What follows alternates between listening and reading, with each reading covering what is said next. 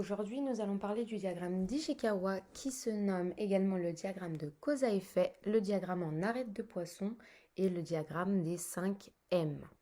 Tout d'abord, nous pouvons le définir comme étant un outil graphique simple qui sert à comprendre les causes d'un défaut de qualité.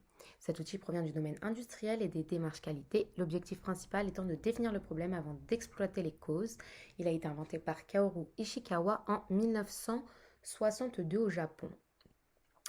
Les 5 grandes étapes pour réaliser ce diagramme sont la méthode, processus de production du produit ou service, le milieu, contexte concurrentiel, l'état du marché, matière, les matériaux utilisés, matériel, les machines, le parc informatique et les logiciels, et pour terminer, la main-d'œuvre, c'est-à-dire tout ce qui est en rapport avec les collaborateurs et l'ensemble des interventions humaines de la RH. Donc voici les 5 étapes majeures pour réaliser ce diagramme. Nous allons maintenant parler de comment faire un diagramme d'Ishikawa. Donc il peut se faire en 4 grandes étapes, dont la première étant de pointer les faits. Donc il s'agit d'une étape facile car le problème est généralement perceptible par l'entrepreneur. Cet effet peut prendre différentes formes, comme par exemple la baisse du chiffre d'affaires, la baisse de production, moins de motivation chez les collaborateurs. En deuxième étape, nous avons les causes adressées, donc en faisant un brainstorming avec des experts ou des collaborateurs. Il faut ensuite catégoriser ces causes au sein de chaque M.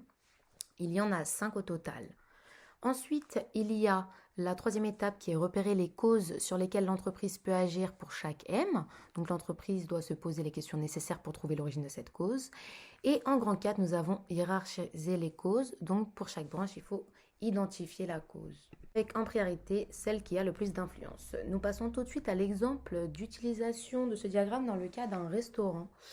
Donc, pour ce restaurant, on a identifié les 5 M, donc la méthode qui va représenter les processus de fabrication, les recettes, la matière, la qualité des ingrédients utilisés, le milieu, la présence d'un nouveau concurrent au sein de la zone de chalandise, le matériel, le mobilier de la salle vieillissant et la main-d'œuvre qui représente le personnel qui a peut-être une attitude qui ne convient pas au client et qui peut être très clairement négligée.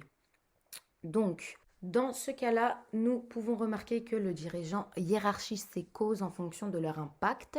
Donc, il pourrait s'agir de d'abord prioriser la main-d'œuvre qui demande davantage une optimisation du management que de moyens financiers et le matériel comme cause la moins prioritaire car le restaurant ne dispose pas du budget nécessaire pour réaménager la salle. Donc, ça, c'est ce qui peut être principalement fait pour cet exemple. Je vous remercie de votre attention et j'espère que cela vous aura aidé.